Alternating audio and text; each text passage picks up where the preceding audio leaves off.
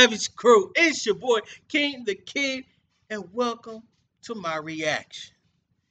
Today, how are y'all feeling? You see your boy. You see your boy. You see the boy. Oh, I'm feeling crispier than fried chicken from Popeyes. You feel me, fam? Yo, thank the Lord they done opened up back the barbershops, because I don't know how long I was going to last if I had to deal with that Sharpie on my head. That big model Sharpie on my head. But yo, today we about to react to your boy, Young Don the Sauce Guy, my church camp girlfriend. You feel me? Before we get into this reaction, make sure you like, comment, subscribe, turn on my notification bell, and let's get to it. So she's home all day having to deal with this. And if it's one thing that Jamaican women cannot stand, it's a weak man. So on one hand, she's sympathizing with me, right? She feels bad that her baby boy is heartbroken over his first real love. But on the other hand, right, she's like, hey, stop, right? Like, get over it. You're 17 and tall. Stop crying. Yo, ain't nothing worse to us dudes than having your first love breakdown. Like, it hurts, dog. It's like it's like that one episode of Family Guy when Peter's driving past that speedometer, and it says, instead of saying the miles he's going, it just says fat, and Peter's like, "Aw," just runs himself off the road. Oh my gosh, it. Oh my gosh. Yo, that's still funny. Comment down below if you want me to react to some Family Guy compilations. All right. In life, it's important to know who you are and what you bring to the table. Tater's YouTube channel, for instance, I know what this is. This isn't Cartoon Network. Okay, I know my animations don't remind you of Rick and Morty, but that's not why you watch, right? Maybe you watch because you relate to my stories. Maybe you think I'm funny. Or maybe you just run this shit in the background like white noise while you play Fortnite. Point is, it all boils down to the fact that you like to hear me talk. And today, I'm here to tell you that you no longer have to wait weeks for a 6-minute video of me talking, because I have just launched a new comedy podcast with one of my good friends. It's hilarious. The first 2 episodes are out. The 3rd episode drops tomorrow. Here's a clip. Take a sample. Is it simping to have a girlfriend that has OnlyFans? What do you think? Short answer, no. Short answer, 100% yes. Short answer, no, because... Okay. So you wouldn't date a girl with OnlyFans? I would if none of her... I would never claim a girl that has OnlyFans. I would date a girl that has OnlyFans, but I couldn't... She could not be wifey. If her face was in... What about if her face wasn't in any pictures? If her face wasn't in it, and she didn't have any, like, distinctive birthmarks or way to... That's what I'm saying.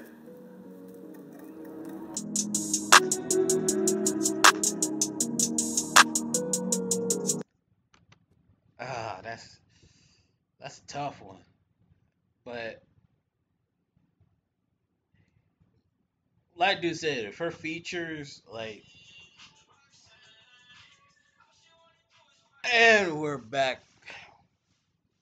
We had some technical difficulties, but like Don said, like, if there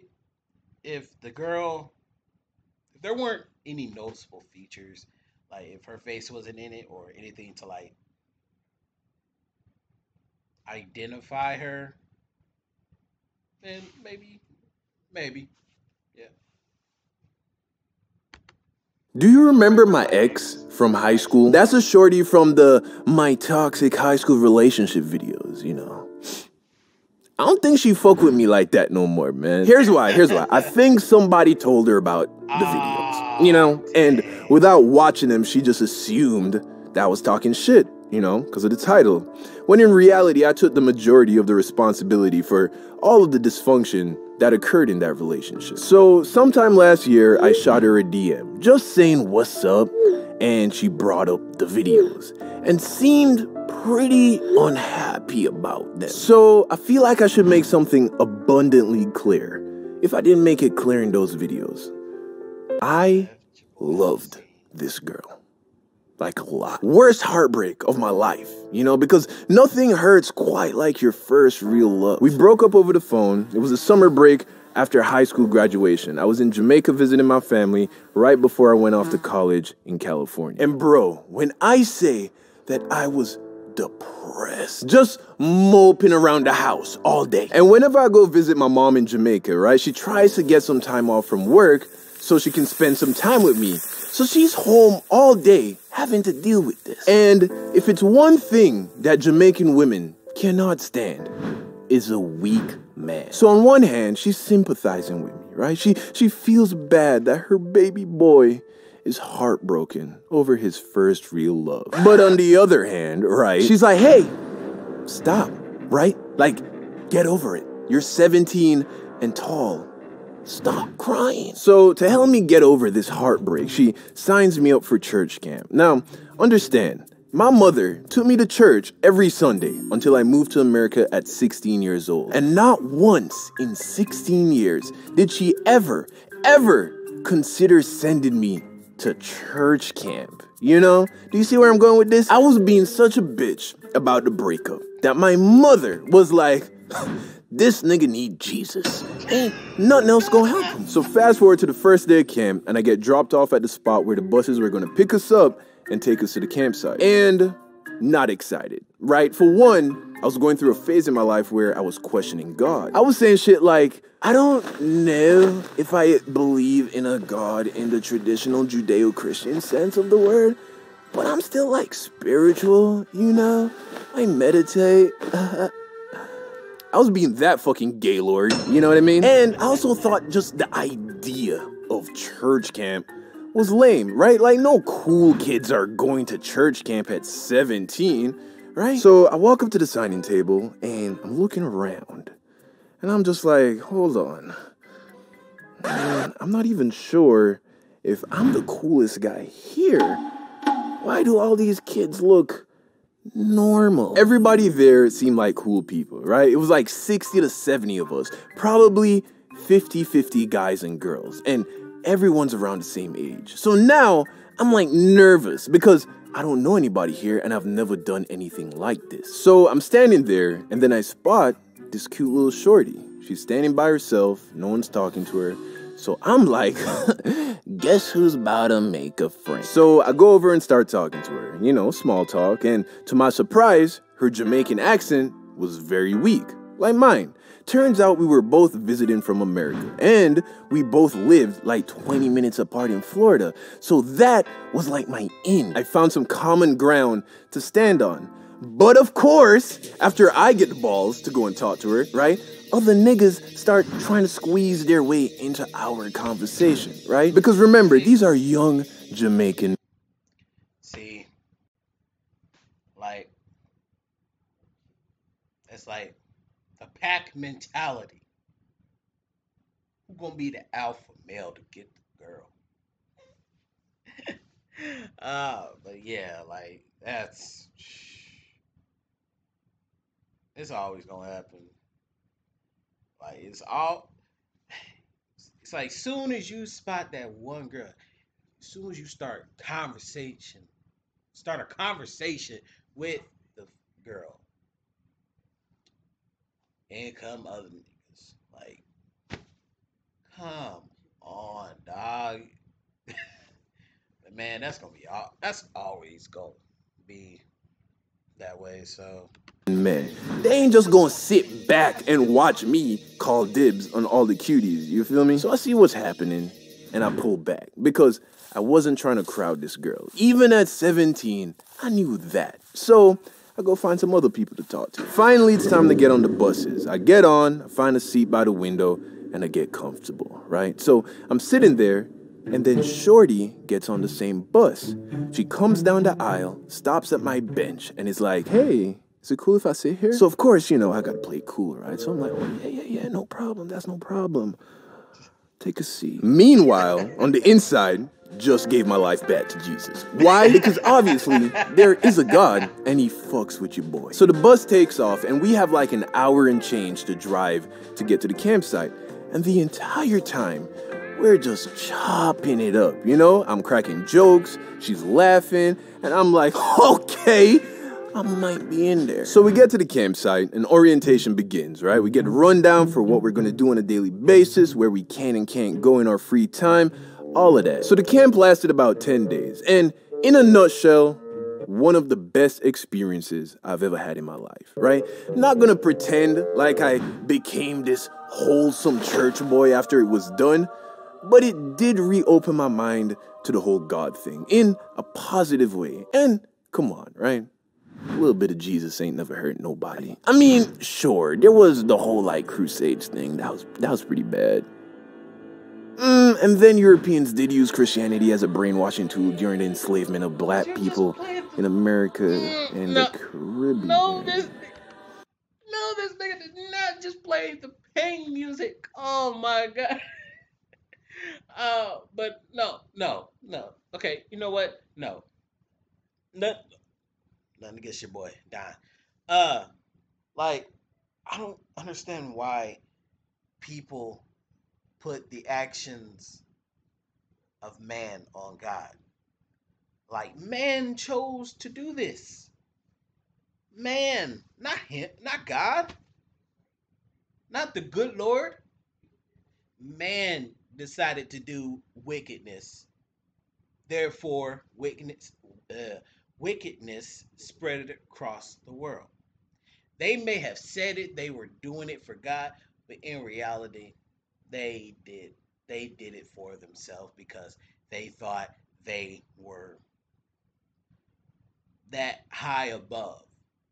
Because, like, no, like who? I hate, and I'm not saying he's doing it. I'm just saying some people in general like to place the actions of man upon God, knowingly he gave us free will to basically do as we wish. Like you, that's like me. That's like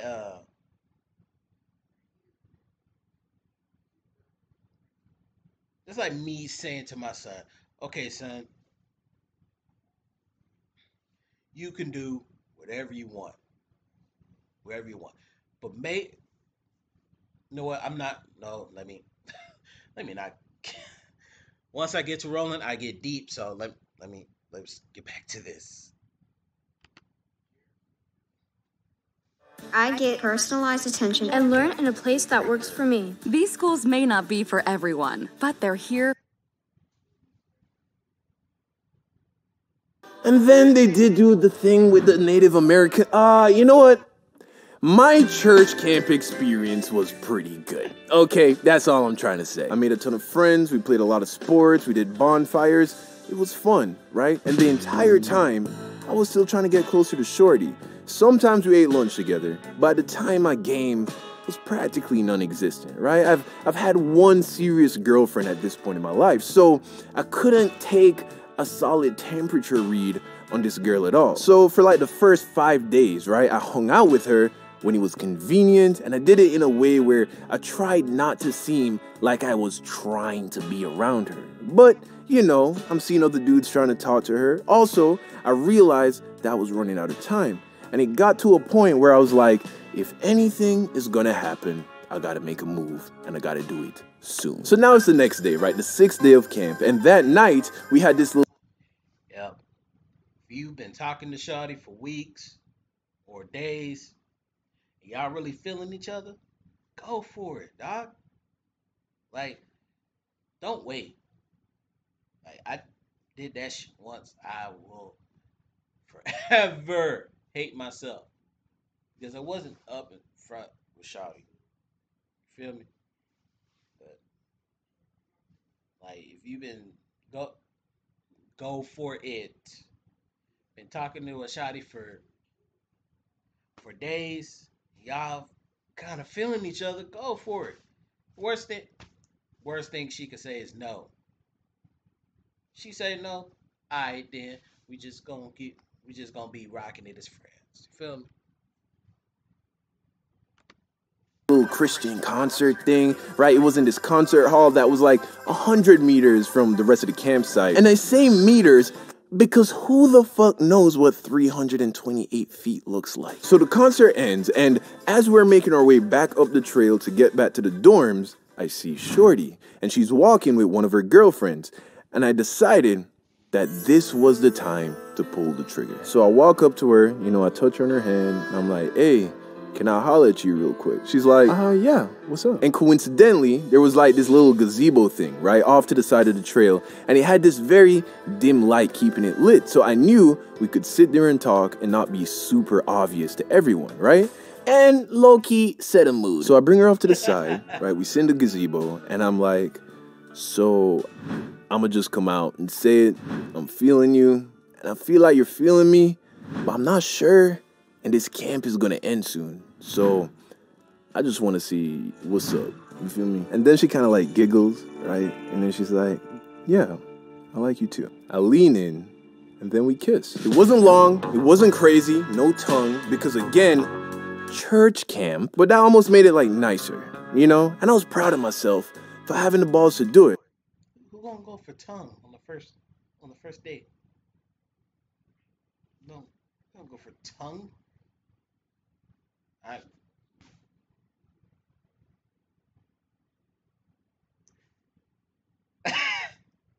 Oh wait, no, I didn't. I was reminiscing like, did I go for tongue for the first time? I was like, nah. Don't, fellas, don't go for tongue on the first date. I don't know why some niggas like to go for tongue on the first date. Like, don't do that. That kind of freaks her out. Like, nigga, we just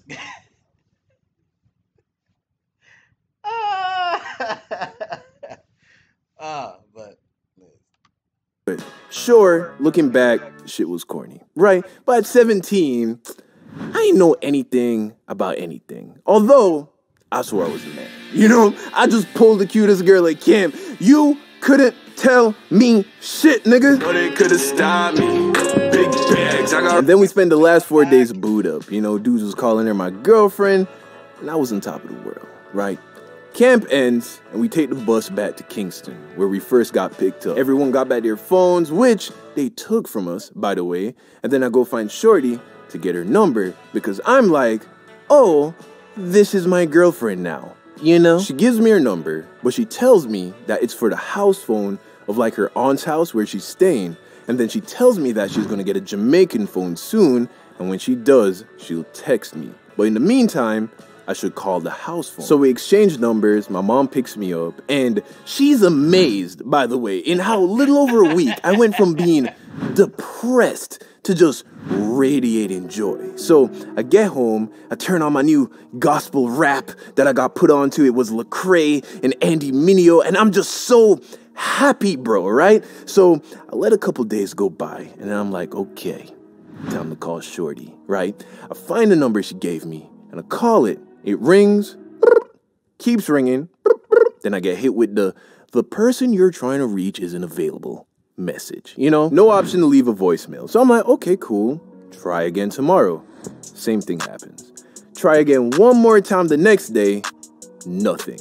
And then I start to think, oh wow, I'm never gonna hear from this girl ever again. But we only kissed like a handful of times, and we only knew each other for like a week, right? So I wasn't heartbroken, but I was bummed, right?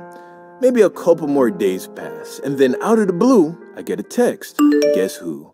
Shorty got her Jamaican phone. And long story short, we end up trying to do the whole long distance thing. You know, she goes off to college in Florida, I go to college in California. And as many of you may have guessed, that shit don't work. So after maybe like a couple of weeks of us being at our new colleges, starting our new lives as young adults, we mutually agree to go our separate ways. And I was very okay with it, you know? And at that point, something occurred to me. You know, I realized that I was no longer sad about my ex from high school. And I was now single, happy, and starting college in California. Moral of the story, right? Sometimes people will come into your life at what seems like the perfect time. And while they're here, it's great. But not everyone is meant to stay in your life. And when it's time for them to go, let them go freely. And instead of being sad that they're gone, be grateful for whatever blessings they brought you while they were here. Straight up. Straight up, man.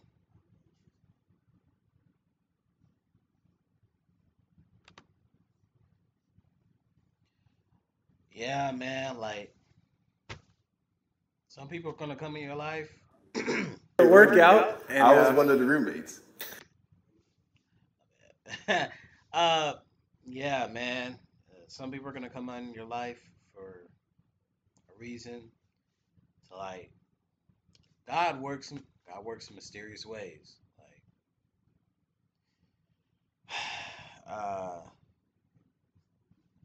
the saying is true. I have never seen the righteous forsaken. But yeah, man,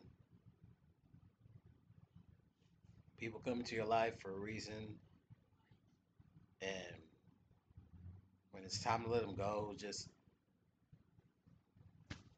like you said, let them go freely, man. But yo, hope you like my reaction. You know what to do. Let's get your boy to 100 followers. Make sure you like, comment, subscribe, and I will see you next time.